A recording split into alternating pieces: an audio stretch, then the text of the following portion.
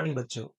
तो जब भी आप लोग किसी भी कंपटीशन की तैयारी करने जाते हो तो स्टूडेंट्स के पास मेनली 3 तरह के प्रॉब्लम्स आते हैं और उन्हीं प्रॉब्लम्स को आज हम लोग डिस्कस कर रहे हैं। सबसे पहला प्रॉब्लम क्या होता है किसी भी कंपटीशन में टॉपिक वाइज़। अगर तुम किसी भी कॉम जैसे मान लो नीट की प्रिपरेशन कर रहे हो और उसमें कोई टॉपिक तुम्हारा सबसे पहले वीक है, तो पहला अप्रोच तुम्हारा क्या होना चाहिए कि उन टॉपिक्स को हम लोग अच्छे से कवर कर लें। ठीक है? क्योंकि जब लास्ट टाइम आएगा तो तुम उन टॉपिक्स को अनटच्ड रह जाओगे, उससे तुम इतना टाइम भी नहीं मिलेगा कि तुम उस टॉपिक को कवर कर पाओ। तो इसलिए अभी तुम लोगों के पास अगर मैं नीट की बात करूँ तो अराउंड 60 डेज़ के आसपास का टाइम है।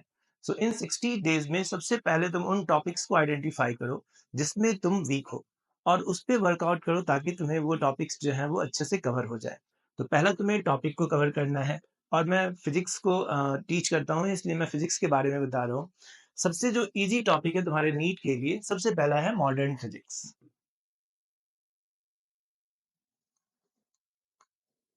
अगर मॉडर्न फिज़िक्स को करोगे तो इसके चैप्टर्स दूसरे चैप्टर्स के साथ जो है वो लिंक्ड नहीं है ना? सपोज़ हम लोग फोटो इलेक्ट्रिक की बात करते हैं या एटम्स एंड न्यूक्लियाई की बात करते हैं, तो ये सारे टॉपिक्स एक दूसरे से क्या होते हैं ऑलमोस्ट इंडिपेंडेंट है और एक-एक, दो-दो फ़ॉर्मूले पे तुम उस चैप्टर्स को कवर कर सकते हो। तो इसलिए सबसे पहले तुम्हें मॉडर्न फिज़िक्स कवर करना है, जो कि अराउंड 15 से 20% के सिलेबस को कवर करता है। जो नीट में क्वेश्चन आते हैं 15 से 20% क्वेश्चंस जो है तुम यहाँ से कवर कर पाओगे। फिर जो दूसरा इंडिपेंडेंट टॉपिक है that is your optics. Optics वाले पार्ट में भी ये भी अराउंड 10% का जो सिलेबस है वो यहाँ से आता है ऑप्टिक्स पोर्शन से। और इसमें भी तुम रे ऑप्टिक्स जो है तुम्हारा, जैसे मिरर है तुम्हारा, रिफ्रैक्शन है, लेंस है, ये सारे टॉपिक 10th से पढ़ते आए हो तो इसको भी तुम आसानी से कवर कर पाओगे। तो तुम्हें सेकेंड जो अटेम्प्ट करना है वो तुम्हारा ऑप्टिक्स पोर्शन है। थर्ड पार्ट जो आता है that is your heat and thermodynamics.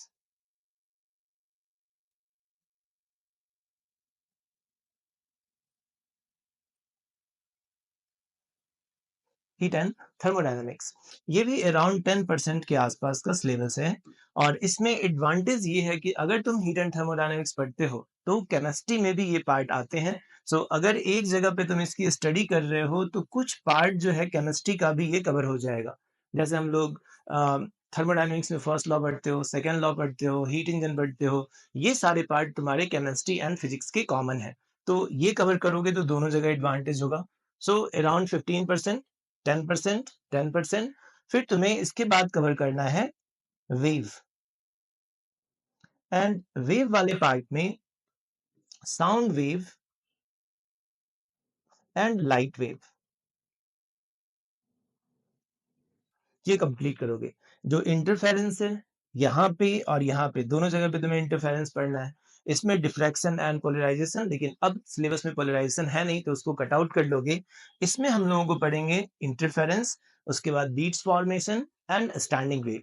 तो ये सारे टॉपिक्स इंडिपेंडेंट है ऑलमोस्ट और इनको तुम हार्डली 3 डेज 2 डेज में कवर कर सकते हो इन टॉपिक्स को अच्छे वे में। अगर तुम मैकेनिक्स पढ़ने जाओगे तो मैकेनिक्स में क्या होता है सारे चैप्टर्स एक दूसरे से लिंक्ड हैं।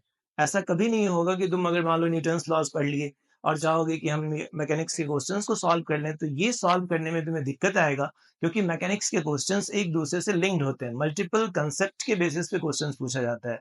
इसलिए सबसे पहला जो तुम्हारा अटेम्प्ट होना चाहिए वो ये पार्ट फिजिक्स में, इसको कवर कर लो। इसको कवर करने के बाद तुम इलेक्ट्रोस्टैट पे जा सकते हो और इलेक्ट्रोस्टैट के साथ-साथ तुम इसके साथ ग्रेविटेशन पढ़ सकते हो।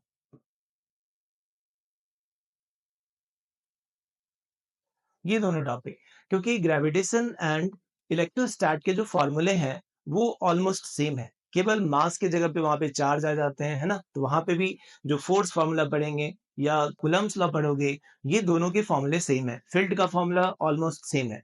तो उसके बाद हम लोग ये टॉपिक डिस्कस करेंगे। इतना कवर करने के बाद तुम अगर आप एक्स्ट्रा करना चाहते हो तब मैकेनिक्स साइड मूव करोगे। Unit and dimension, errors, mechanics, इन सब पार्ट को कवर करोगे। तो पहले तुम्हें इस पोर्शन को कवर करना है और इतना कर लोगे तो ये जो नीट के बच्चे हैं, generally physics, chemistry and bio में मैक्सिमम बच्चों का जो है फिजिक्स वीक होता है। तो उस पार्ट को स्ट्रॉन्ग करने के लिए जिस किसी भी बच्चों का फिजिक्स स्ट्रॉन्ग है, उसका सिलेक्शन के चांस जो है वो बहुत ज़्यादा हो जाते हैं। ठीक है? जैसे हम एक एग्ज़ाम्पल बताते हैं तुम्हें, देखो।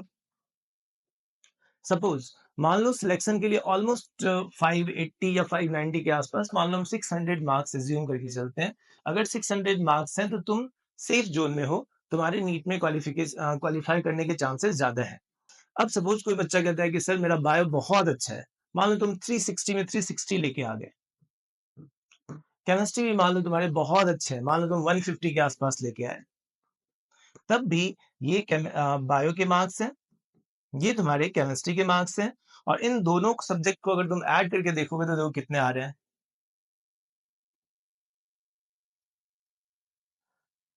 510 मार्क्स तुम गेन किए।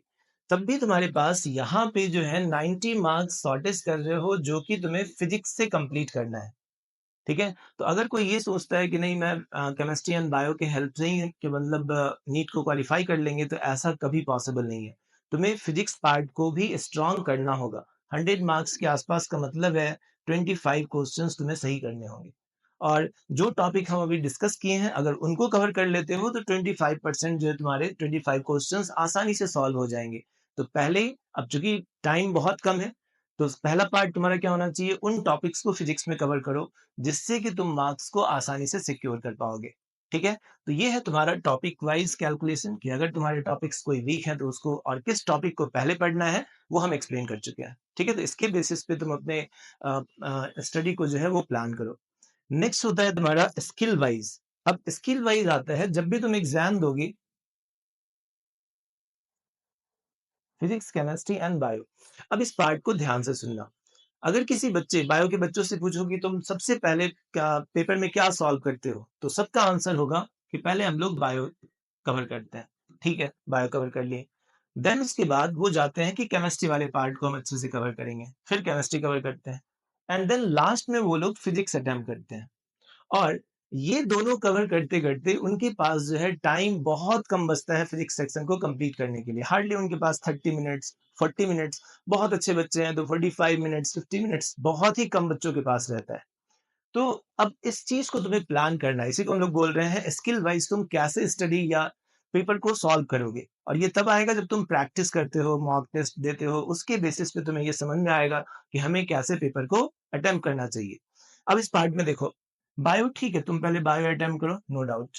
केमिस्ट्री एंड फिजिक्स वाले पार्ट में देखो, कोई भी जो पेपर सेटर होता है, सारे क्वेश्चंस जो है वो क्वेश्चंस को डिवाइड कर लेते हैं कि इतना परसेंट जो है वो इजी होना चाहिए, इतना परसेंट मॉडरेट होना चाहिए और इतना परसेंट हार्ड होना चाहिए। तो हार्ड क्वेश्चन इसमें भी आएंगे, हार्ड क्वेश्चन इसमें भी आएंगे, दोनों में हार्ड क्वेश्चन आने हैं। तो तुम्हें सबसे पहला अप्रोच अब ये नहीं होना चाहिए कि केमिस्ट्री को हम पूरा कवर कर ले। सबसे पहले तुम्हें ये स्ट्रेटजी अपनाना चाहिए कि इसमें हम लोग 25 क्वेश्चन सॉल्व करेंगे। ठीक है? अब 25 क्वेश्चन जैसे ही तुम्हें पेपर मिला, केमिस्ट्री के क्वेश्चंस को अटेम्प्ट करना शुरू किए। जो-जो ईज़ी क्वेश्चन तुम्हें लगते हैं या जिसमें तुम काफ़ी अपने आप को कंफर्टेबल महसूस करते हो, उन क्वेश्चंस को पहले सॉल्व करो। और जैसे ही 25 क्वेश्चन तुम्हारे हो गए, अब इसके बाद तुम्हें डायरेक्टली जंप करना है केमिस्ट्री वाले पार्ट पे। इसके जो बचे हुए 25 क्वेश्चंस हैं, उसको हम लोग अभी आगे बताते हैं। क्योंकि जब तुम इसके 25 क्वेश्चन सॉल्व करोगे, तो तुम ईज़ी सेक्शन जो है उसको कवर कर चुके होगे। सेम वे में जब तुम फिजिक्स वाले पार्ट पे जंप किए, फिजिक्स में भी क्या होंगे, इजी एंड टफ क्वेश्चन आएंगे। तो इसमें भी अब तुम क्या करो, इसके पहले 25 क्वेश्चंस को अटेम्प्ट करना स्टार्ट करो। तो 25 क्वेश्चन जब अटेम्प्ट करोगे तो इजी इजी देख करके तुम 25 क्वेश्चन, जो भी इजी क्वेश्चन फिजिक्स में होंगे, उन सारे क्वेश्चंस को तुम अटेम्प्ट कर सकोगे। अब इजी पार्ट यहाँ का हो गया, इजी पार्ट यहाँ पे हो गया। अब इसके बाद तुम्हें जो भी स्ट्रॉन्ग सब्जेक्ट लगता है फिजिक्स और केमिस्ट्री, मान लो तुम्हारा केमिस्ट्री स्ट्रॉन्ग है, तो अब तुम दोबारा से जो हार्ड 25 क्वेश्चन है उस पे जंप करो। एंड देन फिर टाइम मिलेगा तो इसके इजी क्वेश्चन तो सॉल्व कर चुके हो, 5-7 क्वेश्चन और एक्स्ट्रा तुम्हारे सॉल्व हो जाएंगे। तो इस स्ट्रैटेजी के साथ क्या होना है, तुम्हारे इजी क्वेश्चंस ना तो केमिस्ट्री के छूटेंगे और ना ही फिजिक्स के छूटेंगे। अदरवाइज तुम केमिस्ट्री को अगर कंप्लीट सॉल्व करने जाओगे तो उसके टफ क्वेश्चन पे भी अपने टाइम को दोगे और टफ क्वेश्चन करने में तुम्हारा टाइम वेस्ट होगा। तो तुम्हें ऐसे प्लान करना है कि तीनों सब्जेक्ट के इजी इजी क्वेश्चंस पहले अटेम्प्ट कर ले। ठीक है? तो इस अटेम्प्ट के साथ अगर जाओगे तो तुम्हारे पास फिजिक्स सेक्शन के लिए जो तुम ये सोचते हो कि तुम्हारे पास का टाइम कम बचा, वो पार्ट सॉर्ट आउट हो जाएगा। इजी क्वेश्चंस तुम कंप्लीट कवर कर चुके होगे। तो 1-2 जो तुम्हारा मॉक टेस्ट देते हो अपने इंस्टीट्यूट्स में, उस मॉक टेस्ट को मतलब सीरियसली अटेम्प्ट करो और इस स्ट्रैटेजी को अपनाना। पहले bio, then 25 questions of chemistry and then again the 25 questions of physics, और उसके बाद अपने मार्क्स को एनालाइज करके देखोगे तो तुम्हें अपने आप इसमें डिफरेंस समझ में आ जाएगा। ठीक है? तो दूसरा था तुम्हारा स्किल वाइज, जो ऐसे स्किल नहीं करना है कि बायो फिर केमिस्ट्री फिर फिजिक्स। तुम्हें बायो कंप्लीट देन 25 इसके कवर कर लो एंड उसके बाद जो है तुम इस दोनों में जो सेक्शन है उसको कवर करोगे। नेक्स्ट है तुम्हारा नेचर वाइज।